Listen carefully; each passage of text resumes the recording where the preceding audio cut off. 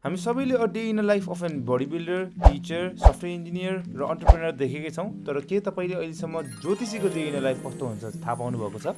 छैन भने आज यो भिडियोमा तपाईँले देख्नुहुन्छ। तर त्यो फुल टाइम ज्योतिषी होइन कि एउटा कर्पोरेट एस्ट्रोलोजर जसले कर्पोरेट लाइफ पनि बाँचिरहेको छ र एस्ट्रोलोजी पनि गरिरहेको छ। Hello everyone, I am Shirish Karmacharya and this is my day in a life.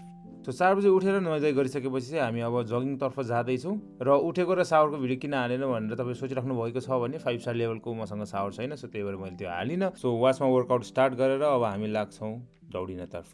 So मेरो जगिङमा चाहिँ मान्छेहरू खासै म भेट्दिनँ, किनभने 4 बजी मान्छे खासै हिँडिरहेको हुँदैन। सो मैले भेट्ने भनेकै कुकुरहरू हो। सो मल्टिपल कुकुर, लगभग 20वटादेखि 30वटा कुकुर चाहिँ म बाटोमा भेटिरहेको हुन्छु र तपाईँले पनि यहाँ देखिराख्नु भएको होला, मोस्ट अफ देमले चाहिँ मलाई चिन्ने नै गर्छ है त। सो त्यसपछि अब यहाँ माथि चाहिँ अलिकति फाइट टाइपको भइरहेको रहेछ, त्यसलाई चाहिँ सल्टाएर अनि त्यसपछि म निस्केँ यहाँ मन्दिरतर्फ। यहाँ मन्दिरको माथि पार्क एउटा नयाँ बनाएको छ, यो नयाँ फ्लड लाइट टाइपको हालेको छ। सो त्यही भएर त्यसको तल यसो घुमेँ म र घुमिसकेपछि चाहिँ एउटा बिरालो देखेँ जसले चाहिँ मुसा च्यापिरहेको छ है। यो फर्स्ट टाइम देखेँ मैले कालो बिरालो। अब यो ज्योतिषलाई नै पनौती लाग्यो कि के हो थाहा छैन। वर्कआउट सकाएँ मैले 3.5 किलोमिटरमा।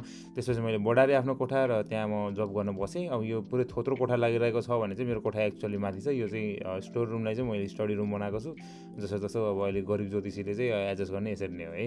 सो त्यसपछि अब यो रातो किन सल, मम्मीको सल ओढेको भनेर लाग्छ भने चाहिँ यो चाहिँ अब केही मन्त्रहरूको लागि चाहिँ रातो कपडा चाहिँ चाहिने हुन्छ। सो त्यही भएर चाहिँ त्यो युज गरेको छु।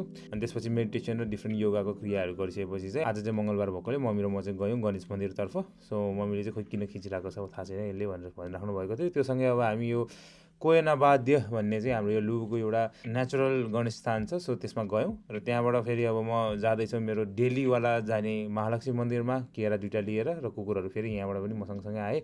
र यो मन्दिर चाहिँ महालक्ष्मी मन्दिर हो, जसको नामबाट चाहिँ महालक्ष्मी म्युनिसिपालिटी परेको छ है त। सो भित्रको चाहिँ यस्तो छ र यहाँ चाहिँ ढोका यस्तो छ, भित्र चाहिँ खिच्नु मिल्दैन। सो त्यही भएर मैले खिचिनँ। टिका एउटा लगाइसकेपछि म चाहिँ फेरि हिँडेँ घरतर्फ र घरतर्फ जाँदै गर्दा फेरि अर्को कुकुरले मलाई भेटायो र त्यो मेरो पछि पछि आयो र मैले त्यसलाई बिस्कुट खुवाएँ।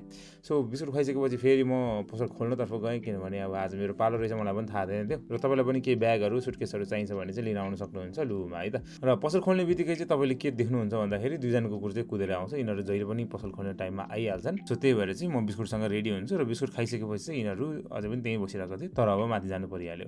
सो आज चाहिँ फर्स्ट टाइम मैले चाहिँ दिपान्शु गिरी सरसँग चाहिँ बोल्ने मौका पाएँ Q&Aमा। र म चाहिँ लुना एस्ट्रोबाट पनि पढिरहेको छु है। र लर्निङ र गाइडेन्स त सँगसँगै चलि नै रहन्छ ज्योतिषको लाइफमा। सो त्यो चाहिँ गर्नै पर्ने हुन्छ है त। सो त्यसपछि यो कुकुरलाई चाहिँ हेर्नु है, यसको चाहिँ एउटा आँखा चाहिँ हस्की टाइपको छ, एउटा चाहिँ नर्मल खालको छ। अमेजिङ खालको आँखा छ र एकदम राम्रो लाग्छ यो कुकुर। अब त्यसपछि चाहिँ अब आज चाहिँ म जिम जान पाइनँ, तर जिमबाट चाहिँ मैले बाइक चाहिँ निकालेर ल्याएँ। मम्मीलाई पुऱ्याउनु जानुपर्ने थियो मामा घरमा।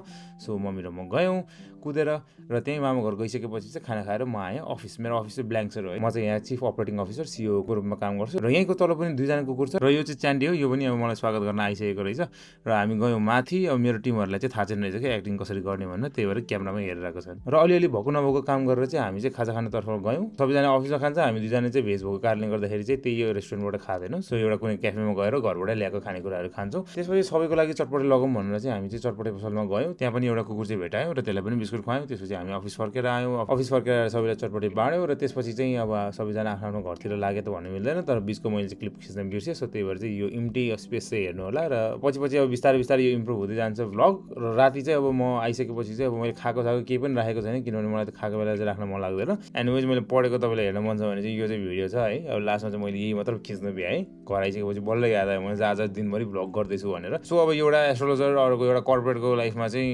यतिकै पनि धेरै कुरा चलिरहेको हुन्छ, जसको कारणले गर्दाखेरि चाहिँ यस्तो भ्लगिङ गर्नको लागि टाइम त हुँदैन। But still I am trying. र यो 2 वर्षदेखि अड्केको च्यानलमा चाहिँ म केही न केही कन्टेन्टहरू चाहिँ डेली राख्न खोज्छु। I hope you like this video and keep supporting if you want to see more of this videos. Radhe Radhe.